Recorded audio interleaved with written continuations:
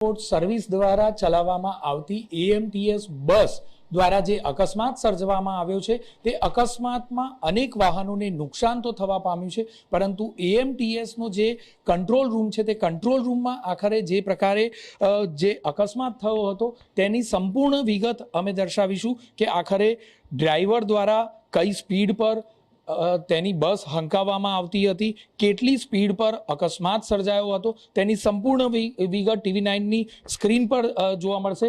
જ્યારે અકસ્માત સર્જાયો હતો ત્યારની શરૂઆતમાં જોઈએ તો સ્ટાર બજારથી આગળ એટલે કે જોધપુર 4 રસ્તા પર જીરોની સ્પીડ હતી, એટલે કે સિગ્નલ પર બસ જ્યારે ઊભી હોય ત્યારે તેની જીરોની સ્પીડ હતી અને ત્યારબાદ આ સ્પીડ આગળ જતાં 28ની થઈ હતી। 28ની સ્પીડ બાદ 32ની સ્પીડ પર ડ્રાઈવરે પોતાની બસ હંકાવી હતી જ્યારે સિગ્નલ ખુલ્યું ત્યારબાદની આ વાત છે।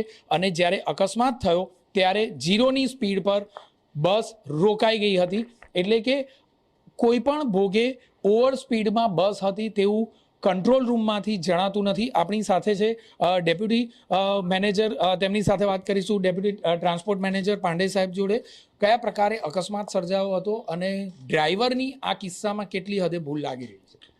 ડ્રાઈવરની થોડી ભૂલ કહેવાય, કેમ કે ડ્રાઈવરની ભૂલના કારણ જ્યારે સ્પીડ હતી તો 0થી ગાડી ચાલુ થઈ હતી, પછી ગાડી ધીરે ધીરે ચાલુ થઈ 28 થઈ 32 થઈ એ જે બધા ગાડીઓ પહેલાં કારવાળાએ બ્રેક મારી અને પછી આપણે ડ્રાઈવરે સાચવતા બ્રેક મારી ઓર જેથી મોટી હાનિ કોઈ થઈ નથી, બરાબર। ડ્રાઈવરને સાવધાની બરતતા ખાલી ગાડીઓને નુકસાન થયું છે, બાકી કોઈને એવું મોટી જાનહાનિ નથી થઈ। શું લાગી રહ્યું છે સાહેબ, કારણ કે જે રીતે અકસ્માત સર્જાયો, અનેક વાહનોમાં અકસ્માત સર્જાયો, કેટલું ધ્યાન રાખવું જોઈએ અને કયા પ્રકારે આગળ હવે આ પ્રકારના અકસ્માત નિવારવા માટેનું આવ્યું? અત્યારે અમે હાલમાં જે નવી ગાડીઓ આવી રહી છે અમે એક કેમેરા ઉપર રોડ ઉપર ઓર ડ્રાઈવર ઉપર બી રાખ્યો છે, જેથી અમે આગળની બધી પરિસ્થિતિઓથી વાકેફ થઈ શકીએ। એ જે નવી 300 બસો આવી રહી છે એ બસમાં અમે એક ચોથા પ્રકારનું કેમેરા મૂકવાનું બી આયોજન કરી દીધું છે। અચ્છા, જોઈએ તો સ્પીડની વાત કરીએ તો સ્પીડ કેટલી હતી અને ખાસ તો આગામી સમયમાં આ સ્પીડ નિવારણ માટે કયા પ્રકારનું આયોજન? માનનીય હાઈકોર્ટના ચુકાદા મુજબ અમે દરેક ગાડી में 50ની સ્પીડ અત્યારે રાખી છે। 50થી ઉપર ગાડી જતી જ નથી।